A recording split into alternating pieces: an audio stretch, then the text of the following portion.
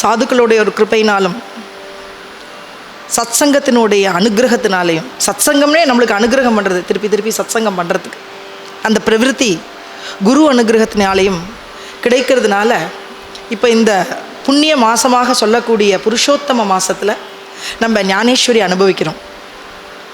இன்றைக்கு 4வது நாளாக தொடருது. பாவ தருணியா வாச்சே ஞானேஸ்வரி. ஏக்நாத் மகாராஜ் சொல்கிறார், பாவத்தோட அப்படின்னா என்ன, ஸ்ரத்தையோட பக்தியோட வாச்சே ஞானேஸ்வரி, நீங்கள்லாம் ஞானேஸ்வரியெல்லாம் படிங்கோ அப்படின்னு சொல்கிறார். கிருபாகரி ஹரி தயாவரி, நீங்கள் எப்போ ஞானேஸ்வரி படிக்கிறீங்களோ அப்போ பகவான் ஸ்ரீ ஹரியோட கிருபை உங்களுக்கு கிடைக்கும். உங்களுக்கு ஞானேஸ்வரி என்ன அப்படி பகவத்கீதையை கேட்டிருப்பேள், ஞானேஸ்வரியில் என்னெல்லாம் விளக்கம் சொல்கிறார் நம்ம நீங்கள் 2 நாளாக பார்த்துட்டு இருக்கு. அப்போ அந்த இதை நீங்கள் கேட்டு பாருங்கோ, உங்களுக்கு பகவானோட கிருப்பை எப்படி இருக்குது அப்படிங்கிற.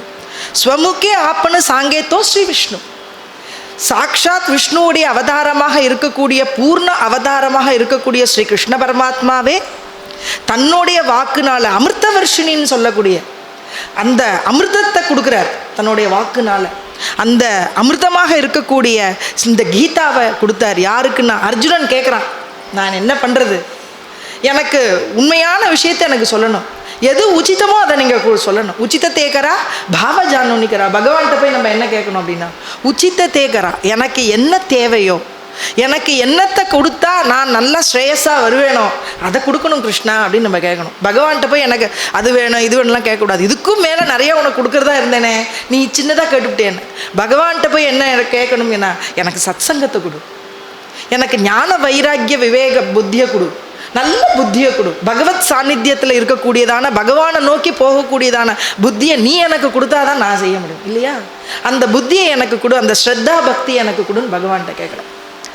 தேச்சி ஞானேஸ்வரி வாச்சே வதத்தா சாச்சே, யார் இந்த ஞானேஸ்வரிய வாக்குனால உண்மையாகவே புரிஞ்சுண்டு இதோட விசேஷத்தை தெரிஞ்சுண்டு மேலும் மேலும் மேலும் இந்த இதை பாராயணத்தில் ஈடுபட்டு இருக்காளோ, பய கலிகாலாச்சே நகேதாய், பயனாகி அப்படின்ட்டார். பயனாகி அப்படின்ட்டார், பயம் இல்லை, இந்த கலிகாலனுடைய பயம் உங்களை பயமுறுத்தும், இந்த கலி உங்களை அண்டாது அப்படிங்கிறத சொல்கிறார். பய கலிகாலாச்சே நாஹிதயா ஏகா ஜனார்தனி சம்சய சாண்டுனி, ஏகா ஜனார்தனி சம்சய சாண்டுனி அப்படின்னா நான் சந்தேகத்தை விட்டுருங்கோ, இது என்ன ஒரு கிரந்தமா, இதை படித்தா நம்மளுக்கு புண்ணியம் கிடைக்குமா, இது படித்தா நம்மளுக்கு புரியுமா, இது மராட்டி பிரதேசத்தில் இருக்கிற மராட்டி பிராகிருத பாஷையில் இருக்கே, இதை செய்யுமான்னு கவலைப்படாதீங்க. உங்களுக்கு தெரிஞ்சாலும் தெரியாட்டாலும் உட்கார்ந்து நீங்கள் படிக்கணும்னு ஆசையாக உட்காந்துட்டேன்னா அதனுடைய அந்த அர்த்தங்கள்லாம் தானாகவே ஸ்பூரிக்கும்னு ஞானேஸ்வர் மௌலி சொல்கிறார். யார் இந்த கிரந்த இது கிரந்தராஜான்னு வேறு, கிரந்தராஜா பக்தராஜா பிரகலாதன், அது மாதிரி இது கிரந்தராஜா. என்னன்னா எல்லாரும் பாராயணம் பண்ணியிருக்கா, எல்லோரும் பகவத்கீதை பாராயணம் பண்ணுறா, எல்லோரும் பாஷ்யம் எழுதியிருக்கா, ஆனால் இந்த பாஷ்யத்தை எல்லோரும் பாராயணம் பண்ணுறா. இன்றைக்கும் எல்லோரும் 9000 ஓவியை கொண்டது இந்த ஞானேஸ்வரி. இந்த ஞானேஸ்வரி சிவபெருமான் தானே கேட்டுருக்கார். தானே இந்த சிவபெருமான் அங்கே உட்காந்து சித்தேஸ்வர் பீடபூமியில் பகவான் டெய்லி இதை கேட்டுருக்கார். அத்தனை பேரும் வாசிச்சுட்டு இருக்கா. கண்ணு தெரியாதவா கூட அதுக்குன்னு ஒரு லிப்பியில் வச்சுட்டு அதை வாசிக்க ஆரம்பிக்கிறான். அங்கே இருக்கிற அந்த விரக்ஷம் இருக்கே, அஜான விரக்ஷம், அதில் இருக்கிற இலையை சாப்பிட்டா அவளுக்கு ஞானம் சித்திக்கிறதுன்னு சொல்லியிருக்கார் மௌலி. அங்கே இருக்கிறவாளோட உட்காந்து அந்த சத்சங்கத்தை காத்தால் எந்திருக்கிற போதே காக்கடா ஆரத்தி, காத்தால் 5 மணிக்குலேருந்து ஆரம்பிச்சு விடுறது கார்க்கடா ஆரத்தி. அது முடிஞ்ச உடனே பெரிய பெரிய சம்ஸ்தான்னு சொல்லப்படுற பெரிய பெரிய அந்த இது நிறுவனங்கள்லாம் இருக்குது. அதெல்லாம் இந்த சம்ஸ்தானில் இந்த வார்க்கரி சம்பிரதாயத்தெல்லாம் சொல்லி கொடுக்குறா. அவள் ஒவ்வொரு வாரத்துக்கும் எடுத்துட்டுருவா. எடுத்துட்டு அவள் காத்தாலேருந்து ஞானேஸ்வரி பாராயணம் நடக்கும். அப்புறம் மத்தியானம் என்ன பண்ணுவான்னா துக்காராம் காத்தா பாராயணம் நடக்கும். அது முடிஞ்சதுன்னா சாயந்தரம் பிரசாதம் விநியோகப்படும். மத்தியானம் பிரசாத விநியோகனம் ஒரு 2 மணி நேரம் 1 மணி நேரம் இருப்பாள். அப்புறம் சாயந்தரம் என்ன பண்ணுவா, ஞானேஸ்வரி பிரவச்சனம் நடக்கும். அது முடிஞ்ச உடனே ஹரிப்பாட் நடக்கும். அது முடிஞ்சதுக்கப்புறம் நைட்டு கீர்த்தன் நடக்கும். அப்படி பார்த்தா இந்த மாதிரி தினமும் இந்த வைபவமாக நடக்கக்கூடிய வைகுண்டமே அங்கே இருக்குது. பண்டரிபுரத்தில் கூட அப்படி இருக்காது. இது பூ வைகுண்டமாக இருக்கிறது. என்னென்னா குருநாதர் இருக்கிற இடம் அப்படி ஸ்ரேயஸாக ஜொலிக்கிறது. அந்த இடத்துல நம்ம போய் இருந்தோடனே அந்த இடத்துட்டு 1 வார காலம் இருந்துட்டு நாங்கள் அந்த இடத்துட்டு வரும்போது எனக்கு என்ன மனசு இருந்தது தெரியுமா, ஐயோ இங்கே வந்துட்டு நான் இப்படி மாட்டிக்க போகிறேனே இந்த சம்சாரத்தில், அங்கே இப்படி வைபவமாக நடக்கிறதே, இந்த இடத்துல நம்மளுக்கு அந்த பிறவியை கொடுத்து இங்கேயே அந்த மகாராஜா நம்மளை வச்சிருக்க கூடாதான்னு நினைக்கும் போது அவர் நம்மளுக்கு ஏதோ ஒரு காரணத்துக்காக நம்மளை இங்கே கொண்டு வந்து விட்டுருக்காருங்கிறத நான் புரிஞ்சுட்டேன். நம்ம இதெல்லாம் செய்யணும்னு அவர் ஆசைப்பட்டு நம்மளை இப்படி ஒரு பிறவி கொடுத்து இங்கே உட்காத்தி வச்சுட்டு அப்படி துக்காராம் அண்ணாவோட சத்சங்கம்லாம் அட்டன் பண்ணி அதில் சொல்லி அதுக்கப்புறம் நாங்கள் போய் மென்மேலும் நம்ம தான் விருத்தி பண்ணிக்கிறோம். அதுதான் ஸ்ரத்தை. அந்த ஸ்ரத்தையை தான் பார்த்தார். நேற்றுக்கு நம்ம என்ன படித்தோம் அப்படின்னா 9வது அத்தியாயத்தை ஆரம்பிச்சிருக்கோம் கீதையில். ஸ்ரீ பகவான் உவாச்ச இதம் துதே குஹ்யதமம் பிரவிக்ஷ்யாம்யனுசூயவே ஞானம் விஜ்ஞான சகிதம் யஜ்ஞாத்வா மோக்ஷசே சுபாத் ராஜவித்யா ராஜகுஹ்யம் பவித்ரம் இதமுத்தமம் பிரத்யக்ஷாவகமம் தர்மியம் சுசுகம் கர்த்தும் அவ்யயம் அஸ்ரத்ததானாஹ புருஷா தர்மஸ்யாஸ்ய பரந்தப அப்ராப்ய மாம் நிவர்த்தந்தே மிருத்யு சம்சாரவர்த்தினே மயா ததமிதம் சர்வம் ஜகதவ்யக்தமூர்த்தினா மஸ்தானி சர்வபூதானி நச்சாஹம் தேஷ்வவஸ்திதஹ. 4 ஸ்லோகங்களும் நம்ம பார்க்குறோம். அஸ்ரத்ததானாஹ புருஷா தர்மஸ்யாஸ்ய பரந்தப. என்ன அஸ்ரத்தையாக இருக்கிறவ கூடவா, ஸ்ரத்தை இல்லைனா பாவ பக்தி இல்லைனா, ஸ்ரத்தை பயபக்தியோட இந்த காரியத்தை நம்ம செஞ்சாக்க நம்ம கலிகாலன் வந்து நம்மளை அண்டமாட்டான் ஒரு விஷயம். அடுத்தது அனுதாபம் நம்மளுக்கு வேணும். என்ன அப்படின்னா இந்த பிறவி எத்தனை நாள் நம்ம இருக்க போகிறோம்னு தெரியல. அடுத்தது அடுத்த பிறவி இதே மாதிரி நம்மளுக்கு நல்ல அனுகூலமான பிறவியாக இருக்குமா அது தெரியாது. மனுஷால் நம்மளுக்கு அனுகூலமாக இருப்பாளா தெரியாது. நம்ம சத்சங்கத்தில் வந்து இருப்போமா தெரியாது. அதனால் ஜென்ம ஜென்மாந்திரமாக இருந்தாலும் உன்னோடைய சங்கத்தில் இருக்கக்கூடிய வாழ்க்கையே நான் பிறந்து நீ சொல்கிற அந்த நாமத்தை சொல்லி கொடுக்குற நாமத்தை நான் சொல்லிண்டு அந்த சாது சங்கத்தோடு இருந்து மென்மேலும் மென்மேலும் எனக்கு நல்ல பிரவிற்த்தி உண்டாகும்படி பிறவியை கொடுத்தாலும் பரவாயில்லன்றார். துக்காமனே கர்ப்பவாசே சுகே காலாவே ஆம்ஹாச அப்படிங்கிறார். நலக்கே முக்தி ஆணி சம்பதா சந்த சங்கதேயி சதான்னு சொல்கிறார். எனக்கு எதுவும் தேவையில்லை, சத்சங்கம் கொடு அப்படின்னு கேட்குறார். அப்படின்னா அவர் எப்படி ஸ்ரத்தா பக்தியோடு அவர் இருக்கார். எத்தனை இங்கே இருக்கிற ஆச்சாரியர்கள், இங்கே இருக்கிற நாயன்மார்கள், இங்கே இருக்கிற வைஷ்ணவர்கள் அத்தனை பேரும் என்னென்னா ஸ்ரத்தையோட அந்த பக்தியோட பெரிய பெரியவாள்லாம் எடுத்த கிரந்தத்தை பாராயணம் பண்ணிண்டு கொடுத்த ஸ்லோகத்தை படிச்சுண்டு அதற்கப்புறம் கொடுத்த சொன்ன நாமத்தை ஜபிச்சுண்டு அந்த கீர்த்தனம் பண்ணிண்டு அந்த வைபவமாக தன்னுடைய நாட்களை சந்தோஷமாக கழிக்கிறார். அதே மாதிரி ஜென்ம ஜென்மாந்திரமாக ஆனாலும் இதே மாதிரி இந்த சந்தோஷத்தை எனக்கு கொடு. என்னுடைய ஆத்மா வந்து உன்கிட்ட லீனம் ஆயிடணும், விலீனம் ஆகணும். அது வரைக்கும் எத்தனை ஜென்மம் ஆகணும் தெரியாது. ஆனால் இருக்கிற ஜென்மத்தில் இன்னும் எத்தனை ஜென்மம் கொடுத்தாலும் பரவாயில்ல, எனக்கு சத்சங்கமாக இருக்கக்கூடியதை கொடு கிருஷ்ணா, என்னை நீ விட்டுடாத, என்னை கை விட்டுடாத அப்படின்னு நம்ம பகவான் கேட்கணும். அதான் சொல்கிறார்.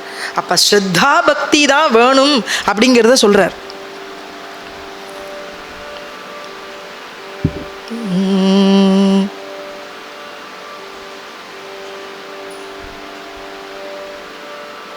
ஒரு நிமிஷம்.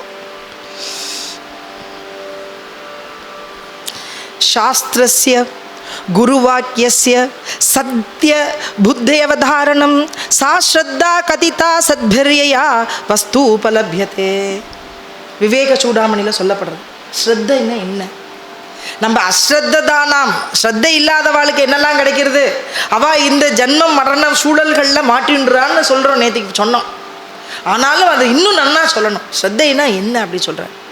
சாஸ்திரஸ்ய குரு வாக்கியஸ்ய, சாஸ்திர சம்பிரதாயங்கள்லாம் நம்ம முன்னோர்கள் கடைப்பிடிச்சிருக்கிறத, ஆச்சாரியால் கடைப்பிடிச்சுட்டு வர்றத, இன்னும் மேலும் மேலும் பெரியோர்கள் கடைப்பிடிச்சுட்டு வர்றத, இந்த கோவில்கள்லையும் சாதுக்களாலையும் கொண்டாடப்படக்கூடிய அந்த வழக்கங்க, அந்த பழக்க வழக்கங்கள், அந்த நெறிமுறைகள், அந்த பக்தியில் இருக்கிறத நம்மளும் ஃபாலோ பண்ணணும். சாஸ்திரஸ்ய குரு வாக்கியஸ்ய, குருநாதர் என்ன சொல்கிறார் அதை என்ன சொல்கிறார், நீ சாஸ்திரத்தில் என்ன சொல்கிறதோ அதை கடைப்பிடித்து அதை வாழ்க்கையில் நீ கொண்டாடணும், அதை உன் வாழ்க்கை அலங்கரிக்கும்னு சொல்கிறார். என்னைக்கு குருநாதர் சன்னிதானத்துக்கு போயிட்டோமோ அவளோட குழந்தைகளாக மாறினோம்னோ நம்ம வாழ்க்கை அலங்கரிக்கப்படுறது. என்னென்னா குருநாதர் சொன்ன மாதிரி ஆகிடுவோம். கொஞ்ச நாளில் அவள்கிட்ட இருந்து பாடம்லாம் கற்றுப்போம். அப்புறம் கற்றுண்டு என்ன பண்ணோம், அவள் சொல்லி கொடுக்குற மாதிரி நம்மளும் அவள்கிட்ட இருந்து அவள் எப்படி பாஷணம் பண்ணுறாளோ அது மாதிரி நம்மளும் பண்ணணும்னு இறங்குவோம்.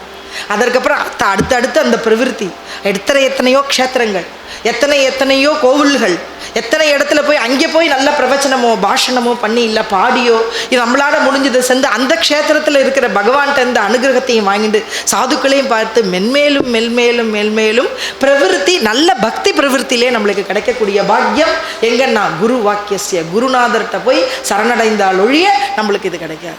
இல்லைன்னா சம்சாரத்தில் இருந்தோம்னா என்ன பண்ணுவோம்? குழந்தைகள் சொன்னதை கேட்கணும், பெரியவாள் சொன்னதை கேட்கணும், சரி எல்லாம் சொல்கிறது சரி, ஏன் அதுக்கப்புறம் சத்சங்கத்தை போகக்கூடாதுன்னு சொல்கிற இடத்துல நம்ம இருக்கக்கூடாது. சத்சங்கத்துக்கு முதல்ல வந்துடணும். அவள் நம்மளோட கூட வரப்போறது இல்லை, சத்சங்கத்தில் இருக்கிறது ஜென்ம ஜென்மாந்தத்துக்கு நம்மளோட கூட வரப்போறது. இந்த சத்சங்கமானது நல்ல பிரவிற்த்தியை நம்மளுக்கு கொடுக்கக்கூடியது. அதனால இதை விடக்கூடாது, இதை மென்மேலும் நம்ம பண்ணிகிட்டே இருக்கணும். அந்த பண்ணுறதுலேயும் நம்ம என்ன இது பண்ண மாட்டேன்னு சொல்லி செய்யக்கூடாது. ஒரு குரு அனுகிரகம் கிடைத்து அந்த விஷயத்தை, நல்ல விஷயத்தை நீங்கள் சொல்லுங்கன்னா எந்த நேரம் கிடைக்கும், யார்கிட்ட சொல்லலாம், எப்படிப்பட்ட இடம் கிடைக்கும் நினச்சிட்டு அந்த இடத்துல நம்ம சொல்கிறதுக்கு பிரவிற்த்தியை மனசில் உண்டாக்கி நல்ல விஷயங்களை மேல்மேலும் வளர்த்துண்டு நல்லவாளுக்கு நல்ல விஷயங்களை சொல்லிகிட்டே இருக்கணும். மற்றவாளுக்கு என்ன பாத்திர அதிகாரம் இருக்கு இல்லையா, அந்த பாத்திர அதிகாரம் சத்சங்கத்தில் கூடக்கூடிய இடத்துல யார் வந்தாலும் ஹோக்கா துராச்சாரி விஷயி ஆசக்த சந்த கிருபை துரித்த உத்தரத்தை. அதனால சந்த கிருபை கிடைக்கும் போது என்னன்னா, துராச்சாரியா இருந்தாலும் விஷயி இருந்தாலும் ஆசக்தனா இருந்தாலும் எதுவாக இருந்தாலும் அவனை சந்த கிருபையானது அவனை முன்னேற்றுகிறது. அதனால சந்துக்களோட கிருபை, சந்துக்கள் இடத்துக்கு போனோம்னா ஸ்ரத்தை வரும், பக்தி வரும், பேசாமல் அமைதியாக இருக்கக்கூடிய பாவம் வரும். அவள்கிட்ட அந்த அடக்கம், அந்த பணிவு, அந்த மனசுக்குள்ள அந்த முதல்ல அவளுக்கு சாந்தமான பாவம் நம்மளுக்கு உண்டாகும். உக்கட சமாதி அப்படிங்கிறது கிடைக்கும். அவள் என்ன சொல்லிட்டு இருக்காளோ அதையே பார்த்துட்டு இருப்போம். ஏதாவது விஷயங்கள் நம்மளை விட்டு வெளியில் போகாது, மனசு வெளியில் போகாது, அலபாயாது. அவள் என்ன சொல்ல போகிறா, அடுத்து என்ன விஷயங்கள் செய்ய போகிறா, நம்ம அவளுக்கு என்ன கைங்கரியம் பண்ணுவோம், அடுத்தது நம்மளுக்கு ஏதாவது விஷயங்கள் பிரவச்சனம்னா உட்காந்து கேட்போம், அடுத்தது அவளுக்கு என்னென்ன நம்ம பண்ணி கொடுக்கணும், அங்கே சத்சங்கம் வந்தவாளுக்கு நம்மளுக்கு என்ன, நம்மளால் முடிஞ்ச கைங்கரியம் என்ன, இப்படி மனசு ஈடுபட்டுட்டே இருக்கணும். இது முடிஞ்சிடுதா அடுத்த சத்சங்கம் எங்கே இருக்குது அங்கே போகணும். இப்படி மனசு பக்தியில் ஈடுபட அந்த பிரவிற்த்திக்கு ஆசைப்பட்டு அதை மென்மேலும் புண்ணிய பலனை கொடுக்கும். பகுத்த சுக்ருத்தாஞ்சி ஜோடி மனுனி விட்டலி ஆவடி அப்படிங்கிற பாவம் கிடைக்கும். அதான் சொல்றார், சாஸ்திரஸ்ய குருவாக்கியஸ்ய சத்திய புத்திய வதாரணம். சத்திய புத் அப்படின்னா சத்தியம்னா என்ன, நல்ல விஷயங்களை எடுத்து தாரணை பண்ணிக்கக்கூடிய மனசில் அந்த பக்குவமான அந்த பாவம் என்னைக்கு வர்றதோ, சாஸ்ரத்தா கதிதா சத்பிரேயாக, அதுதான் உண்மையான ஸ்ரத்தை அது அப்படின்னு சான்றோர்கள் சொல்லியிருக்கா. வஸ்தூபலபியதே, உங்களுக்கு அப்படி சாதுக்களோடு சொன்னக்கூடிய அந்த இடத்துல இருந்துட்டு இந்த ஸ்ரத்தை, அந்த குரு வாக்கியம் நீங்கள் உங்கள் வாக்கில் வந்துருத்து, குரு என்ன சொல்கிறாரோ அதை திருப்பி சின்ன குழந்தை சொல்கிற மாதிரி மழை சொல்கிற மாதிரி சொல்லக்கூடிய அந்த பாவம் உங்களுக்கு வந்துருத்துன்னா உங்களுக்கு வஸ்தூபலபியத்தை, ஆத்ம வஸ்து அப்படிங்கிற ஆத்ம சாட்சாத்காரமான அனுபூதி உங்களுக்கு அமையப்படும், கிடைக்கும் அப்படிங்கிறத இந்த ஸ்லோகம் சிந்தாமணி அந்த விவேக சூடாமணியில் இந்த ஸ்லோகத்தை சொல்கிறார். ஸ்ரத்தைனா என்ன, குரு வாக்கியத்தில் சாஸ்திர சம்பிரதாயத்தில் நம்மளோட புராண இதிகாசங்களில் ஸ்ரத்தையோடு இருந்து பக்தியோட அந்த கிரந்தங்கள் எல்லாம் படிச்சுக்கணும், அந்த குருநாதர் சொல்கிறத கேட்கணும், மென்மேலும் அவர்கிட்ட நமஸ்காரம் பண்ணி இருக்கணும். இதுதான் ஸ்ரத்தை அப்படிங்கிறத சொல்கிறார். இந்த ஸ்ரத்தை இல்லாதவாளுக்கு நான் ஜென்ம மரணம்ங்கிற சூழலில் நான் உட்காத்தி வச்சுடுவேன் அப்படின்ட்டு. ஜென்ம மரணம்னா அடுத்த மரணம் இந்த பிறவிதான் கிடைக்குமான்னு தெரியாது. அதனால நம்ம முழிச்சுக்கணும், இந்த ஸ்ரத்தையோடு நம்ம இருக்கணுங்கிறத சொல்கிறார். ஸ்ரத்தாவான் லபதே ஞானம். அப்போ இந்த ஸ்ரத்தையோடு இருக்கிறவனுக்கு தான் வஸ்தூபலபியத்தை அப்படின்னு சொல்லக்கூடிய ஆத்ம வஸ்துவான ஞானம் உனக்கு கிடைக்கும். தத்பர சம்யேந்திரக, அதன் மேல்மேலும் அதில் விருத்தி கிடச்சி உன்னோட இந்திரியங்கள் எல்லாம் அடக்கமாக இருக்கும். சம்யேந்திரியகா ஞான லப்துவா பராம் சாந்தி. இப்படி ஞானத்தை அறிஞ்சதுக்கப்புறம் உனக்கு என்ன கிடைக்கும் அப்படின்னா, இதுக்கு ரிசல்ட் என்ன அப்படின்னா பராம் சாந்தி, சாந்தி அப்படிங்கிற உங்களுக்கு கிடைக்கும். சிரேனாதிகச்சதி, அது மென்மேலும் மேலும் உங்களோட அந்த ஆத்மாவுக்கு அந்த சாந்தியை கொடுத்து, அந்த நன்மையும் கொடுத்து, அந்த பணிவையும் கொடுத்து, அந்த ஆத்மாவில் அடங்கி அந்த மனசு இருக்கக்கூடிய அந்த பாவம் அமைதி. எந்த ஒரு வெளியில் எத்தனை வெள்ளம் மாதிரி எந்த சூழல்கள் வந்தாலும் உங்கள் மனசு பாதிக்காது. அப்படி ஒரு மனசை உங்களுக்கு கொடுப்பாராம் பகவான். எப்பன்னா ஸ்ரத்தையோடு நீ இருந்தால் போதும் அப்படிங்கிறார். இப்படி ஸ்ரத்தையோடு இருக்கிறவாளுக்கெல்லாம் என்னங்கிறத சொல்கிறார். அப்படி ஸ்ரத்தை இல்லாமல் இருந்தால் என்ன பண்ணணும்? சத்வானுரூபா சர்வஸ்ய ஸ்ரத்தா பவதி பாரத ஸ்ரத்தாமயோயம் புருஷோ யோயஸ் ஸ்ரத்த ச ஏவச. இன்னொன்று ஸ்ரத்தைனா என்ன சொல்கிறார் அப்படின்னா, சத்வானுரூபா அந்த மனசு அது எத்தனை ஜென்மமாக ஒவ்வொரு ஜென்மத்திலையும் அதை ட்ராவல் பண்ணி வருதான். பல பல விஷய போகங்களில் ஈடுபட்ட மனசு இந்த சத்வ ரூபத்தில் இருக்காதான், சாத்வீக ரூபத்தை கொண்ட மனசு இருக்காதான். அது தாமச குணத்தில் இருக்கும், இல்லை ரஜோ குணத்தோடு சேர்ந்து தான் இருக்கும். ஆனால் சத்துவ குணத்தோடு இருக்கக்கூடிய மனசு ஒவ்வொரு மனநிலைக்கு ஏற்ப ஸ்ரத்தா அவனுக்கு இந்த விஷயங்களில் ஸ்ரத்தை. அது எந்த விஷயங்களில் ஸ்ரத்தை? பக்தியில் ஸ்ரத்தையோ, இல்லை பாடங்கள் படிக்கிறதுல ஸ்ரத்தையோ, இல்லை சாது சங்கத்தில் இருந்துன்னு இருக்கிற ஸ்ரத்தையோ, இல்லை பெரியவாளோட சேர்ந்து இருக்கக்கூடிய ஸ்ரத்தையோ, இல்லை ஆற்றுல இருந்தால் கூட தானே சத் சங்கம் பண்ணிக்கிட்டு இருக்கக்கூடிய ஸ்ரத்தையோ, எப்படிப்பட்ட ஸ்ரத்தையாக இருந்தாலும் அவள் செய்யணுங்கிற அந்த பாவம் மனநிலைக்கு ஏற்ப பவதி அமைகிறது அந்த ஸ்ரத்தா. அப்போ யார்கிட்ட ஸ்ரத்தையோடு இருக்குன்னா அவாவா மனசுக்கு ஏற்ற மாதிரி அது அமையிறது, அவாவா புண்ணிய பலனுக்கு ஏற்ற மாதிரி அமையிறது.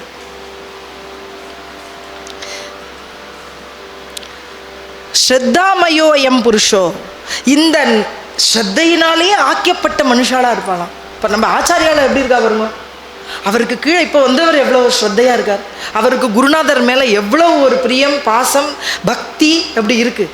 அவர் குருநாதர் என்ன சொல்கிறார், அந்த குருநாதர் தன் சிஷ்யன் மேலே எவ்வளோ பக்தியாக இருக்கார். தனக்கு வந்த மாலையெல்லாம் அந்த குழந்தைகளுக்கு போட்டு அந்த சந்தனம் குங்குமம் இட்டு விட்டு அதை வேணுங்கிறத சொல்லி அவர் எப்படி தன்கிட்ட அரவணைச்சு இப்படி கூட்டின்னு போகிறார் அந்த புதுசாக வந்திருக்கிற ஆச்சாரியால். அப்போ நம்ம ஆச்சாரியால் எப்படி ஒரு தாய் மாதிரி இருந்து பார்த்துக்கிறாரு. இப்படி ஒரு ஆச்சாரியால், இப்படி ஒரு சிஷ்யன், இப்படி ஒரு குரு கிடைக்கிறதுக்கு பாக்கியம் பண்ணியிருக்கணும். நம்ம எல்லாரும் பாக்கியம் பண்ணியிருக்கோம். ஏன்னா நம்ம தான் அவளை ஃபாலோ பண்ணுறது. எதுக்காக அவள் இருக்கா அந்த உலகத்தில் வந்திருக்கா, எதுக்காக சந்திரமௌலீஸ்வரர் பூஜை பண்ணுறா, எதுக்கான நம்மளோட மேன்மைக்காக, நம்ம எல்லாரும் நன்னா இருக்கணுங்கிறதுக்காக, லோகக்ஷேமத்துக்காகவே அவள் இருக்கா. அப்படிப்பட்ட குருநாதர் நம்மளுக்கு மென்மேலும் நம்மளுக்கு பக்தியையும் அமைதியையும் சாந்தத்தையும் நல்ல விஷயங்களையும் போதிக்கக்கூடிய குருநாதர் வந்திருக்கான்னா இந்த நாடு ஸ்ரேயஸாக இருக்கு, அவர் இருக்கிற இடம் ஸ்ரேயஸாக இருக்கு, அவரை சுற்றி இருக்கிற மனுஷால் ஸ்ரேயஸாக ஆக்கப்படுறவாளா ஆயிடுறா. அதனால மென்மேலும் புண்ணிய பலன் கிடைக்கிறது, நாட்டில் நல்ல மழை பெய்யுறது, நல்ல மென்மேலும் மக்கள் எல்லாரும் சௌக்கியமாக இருக்கா. இதுக்கு எல்லாம் காரணம் என்னன்னா ஆச்சாரியோட அனுகிரகம். அப்படி சயேவ சக அவன் எப்போ அப்படி ஸ்ரத்தையாக இருக்கானோ அந்த ஸ்ரத்தைக்கு ஏற்ற மாதிரியே அவன் ஆகிறான் அப்படிங்கிற. அப்போ ஸ்ரத்தையானது ஸ்ரத்தா சபூரி அப்படின்னு போட்டிருக்குங்க. இப்போ ஸ்ரத்தைங்கிறது தான் விசேஷமாக சொல்லப்படுறது இல்லையா. அதனால பகவான் அஸ்ரத்ததானாகா புருஷா தர்மஸ்யாசி அப்படிங்கிற. அப்போ நீ தர்மத்தை உன் குல தர்மமாக இருந்தாலும் சரி, உன்னுடைய ஆச்சாரிய தர்மமாக இருந்தாலும் சரி, இல்லை நீங்கள் செய்கிற கர்மங்களுடைய தர்மங்களாக இருந்தாலும் சரி, எல்லாத்துக்கும் தர்மம், பதி தர்மம், பத்னி தர்மம், குழந்தைகள் தர்மம், குருவுக்கு செய்யக்கூடிய தர்மம், இப்படி விசேஷமாக பித்ரு தர்மம், எல்லாத்துக்கும் இருக்குது தர்மங்கள். இது எல்லாம் நம்ம முன்னோர்கள் செஞ்சு காமிச்சிருக்கா. அந்தந்த நேரத்தில் அந்தந்த சமயத்தில் அவள் செஞ்சு காமிப்பாள். இப்போ ஸ்ராத்தம் வருது, ஸ்ரத்தை, அதுதான் ஸ்ராத்தம். ஸ்ரத்தையா முன்னோர்களுக்கு பித்ருக்களுக்கு செய்யக்கூடியது ஸ்ராத்தம். அதை ஸ்ரத்தையாக குளிச்சுட்டு மதியா அவளுக்கு அன்னைக்கு அந்த திதியை எல்லாரும் கொடுக்குறா. அவளுக்கு ஏற்ற மாதிரி அந்த வர்ணாசிரமத்துக்கு ஏற்ற மாதிரி அவா அந்த திதியை கொடுக்குறா. அந்த ஸ்ரத்தை அதன் மூலமாக இப்போ பூர்வஜாக்கள்லாம் என்ன பண்ணுறா, சந்தோஷமாக அவளுக்கு அனுகிரகம் பண்ணுறா. இப்படி ஸ்ரத்தையோடு இருக்கிறவாளுக்கு தான். அப்போ அஸ்ரத்தையா இருக்கிறவாளுக்கு என்ன பண்ணுறார், அஸ்ரத்தையா ஹுதம் தத்தம் தபஸ்தப்தம் கிருத்தம் செய்யத் அசதித் யுச்சியதே பார்த்த நச்ச தத் பிரேத்திய நோயிக. அப்போ அஸ்ரத்தையாக இருக்கிறவாளுக்கு என்ன பிரச்சனை அப்படின்னா, ஸ்ரத்தை இல்லாமல் இருக்கிறவா ஹுதம், அவள் ஒரு வேள்விகள்லாம் எங்கேயோ நடந்துட்டுருக்கு, பெரிய யாகம் நடந்துட்டுருக்கு, ஆனால் ஸ்ரத்தை இல்லை அவளுக்கு. சரி ஏதோ பணம் கொடுத்துட்டேன், அவள் கேட்டால் வந்து பணம் கொடுத்துட்டேன், ஏதோ பண்ணிட்டேன் அப்படின்னு மனசில் ஒரு அதுக்கு ஒரு பயபக்தி இல்லாத கொடுத்ததுனால பிரயோஜனம் இல்லைன்ட்டார். நான் கோவிலில் போய் 1000 குடம் பால் அபிஷேகம் பண்ணேன் அப்படின்னு வெளியில் தம்பம் பட்டினா ஒன்றும் பிரயோஜனம் இல்லைன்ட்டார். நான் இத்தனை பேருக்கு தான தர்மங்கள் பண்ணியிருக்கேன் அப்படின்னு சொல்லிட்டு ஆற்றுல நான் தம்பம் படிச்சுட்டு இருந்தால் பிரயோஜனம் இல்லைன்ட்டு. பகவான் எனக்கு கொடுத்துருக்கான், நான் அனுபவிச்சுட்டு இருக்கேன், அது மாதிரி கஷ்டப்படுற வாழ்க்கெல்லாம் நம்ம கொடுத்து நம்ம நன்னா செய்வோம், அவளும் நன்னா இருக்கணும்னு நினச்சி போய் கொடுத்தான்னா அதுக்கு பலன் உண்டு. அதனால நீ எந்த மனசோட எப்படிப்பட்ட ஸ்ரத்தா பாவத்தோட நீ எந்த காரியம் செய்யறியோ அந்த காரியம் உனக்கு பலனை கொடுக்கிறது. அப்ப அஸ்ரத்தையா நீ பண்ண குத்தம், யாகங்களுக்கு நீ செஞ்ச அந்த அந்த தானங்கள் தர்மங்கள், தபஸ் தப்தம், தபஸ் பண்றா இல்லையா, தபஸ் அப்படிப்பட்ட ஸ்ரத்தை இல்லாத ஒரு தபஸ் பண்ணிட்டு எல்லாருக்கும் முன்னாடி ஜபம் பண்ணிட்டே இருக்கிறேன், எல்லாருக்கும் முன்னாடி நான் இவ்வளவு பெரிய நேரம் மௌனமா இருந்து சாதிப்பேன், நான் இவ்வளவு நாள் ஒரு நாளைக்கு இத்தனை ஜபம் பண்ணுவேன், 1 கோடி 2 கோடி 3 கோடி ஜபம் பண்ணியிருக்கேன், பண்ணிட்டு இருக்கிற போதே நீ வந்துட்டியா, வா வா வா இங்கே உட்கார, நீ இன்னைக்கு என்ன நடந்ததுலாம் ராமகிருஷ்ணரி ராமகிருஷ்ணன், ஒன்றும் பிரயோஜனம் இல்லைங்க. இப்படி ஜபம் பண்ணிகிட்டே இருந்துட்டு மற்றவா நாம சொல்ல, அதுக்கு பேசாமல் இருக்கலாம், மனசில் பகவானை தரிச்சுன்ட்டு பேசாமல் எல்லாரோடையும் பேசிட்டு அப்புறம் எல்லாரும் போனதுக்கப்புறம் உட்காந்து ஒரு 10 நாம சொன்னாலும் போதும், பகவான் நம்மளுக்கு அனுகிரகம் பண்ண போகிறார். ஆனால் ஜபமாலையை வச்சுக்கிட்டு எல்லாத்தையும் பேசிட்டு ஜபம் பண்ணுறதுல வேஸ்ட்டு அப்படின்ட்டு.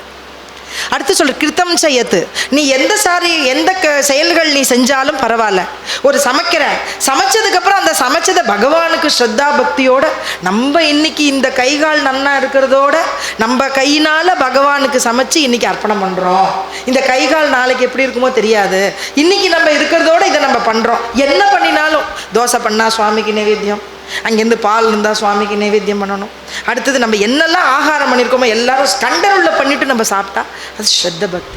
பகவான் வந்துடுறாராம், அதை எடுத்துக்கிறதுக்கு இருக்காராம். இப்படி பார்த்த நச்சதத் பிரேத்திய நோயிக, இப்படி ஸ்ரத்தையோடு இருந்தால் அதனோட விசேஷம் தனி. ஸ்ரத்தை இல்லாமல் இருந்தாக்க பரலோகத்திலையும் உனக்கு இடமில்லை, இகலோகத்திலையும் உனக்கு நல்ல பேர் கிடைக்காது. நீ ஸ்ரத்தையாக இருந்தாதான் உன்னை பார்த்துட்டு மற்றவா உன்னை ஃபாலோ பண்ணுவா. அதனால ஸ்ரத்தா பக்தி தேவை அப்படிங்கிறத சொல்கிறார்.